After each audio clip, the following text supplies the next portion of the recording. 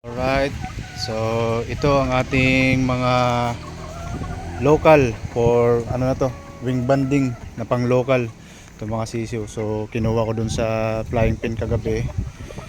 Nano ko na dito para hindi ako mahirapan hulihin ngayon, kasi kung doon mahirapan ako hulihin. So papaliguan ko kasi mga to ngayon, kasi ayan, yung iba mga dugyot.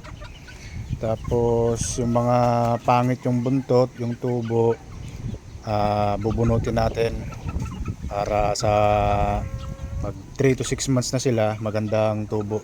Kasi parang itong dalawang puti lang yata ang magandang tubo ng buntot eh. Yung iba puro sira, lalo na yung chocolate. So gamitin natin shampoo ngayon, itong wash out.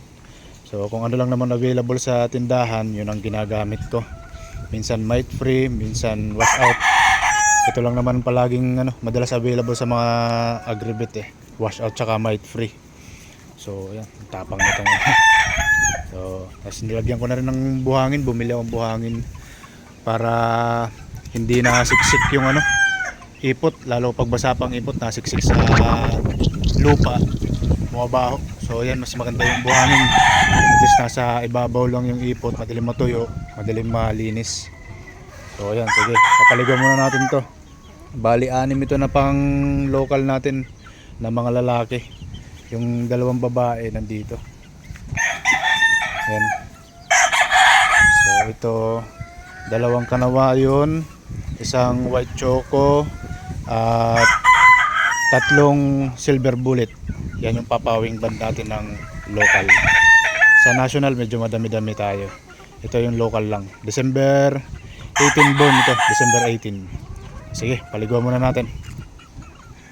Alright, so ayan na yung pang ligo natin.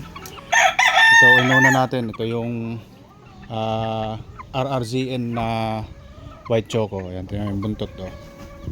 So bunutin lang to sa at para maganda ang tubo.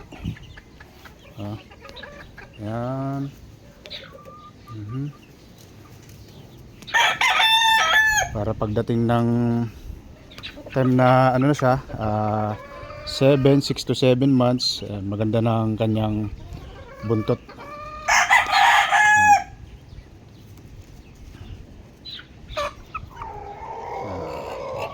Ito lang ang ating mga technique para maging magandang nila, tubo ng buntot nila. Yan.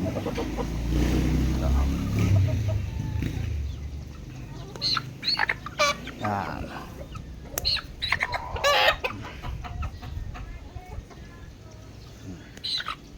Yan. So okay na yan. So paliguan lang natin. At talagang dugyot na dugyot si white choco. Puti pa kasi eh.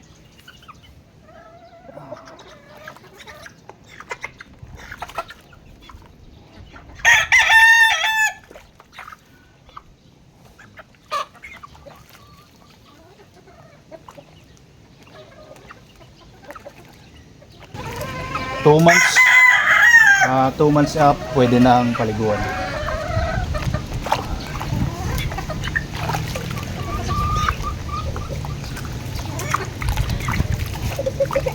Buti at mainit din ang panahon, at least mabilis sila matutuyo.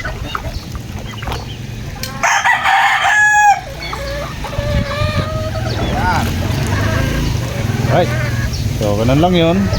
Bibilad na siya sa araw, tapos isa-isahin na rin natin yung iba pa. So next natin itong RRZN na kanawayon. Yan yung chocolate Ray Cuenca na white choco. Itong kanawayon RRZN. Tapos yung mga puti natin yan, silver bullets na Slim Benoist or Slim Benoit. Yan. Ito, kanawayon, RRZN, dalawa. Right?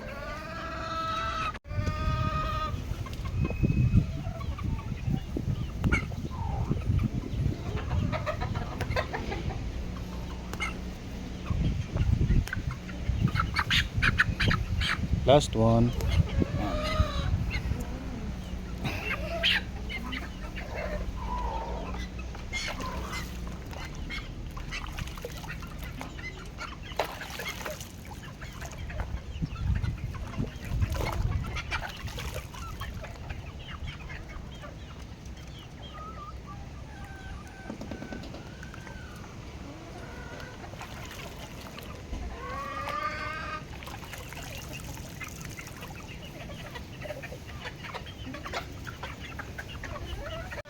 Alright, so ayan, natapos na natin paliguan, bunutan ng mga buntot ang ating mga local na pang for wing banding ng local sa March 11. Kailan ba? March 11. 9 ngayon, so yun. Sa dalawang araw, sa sunod dalawang araw, papawing band na natin to local.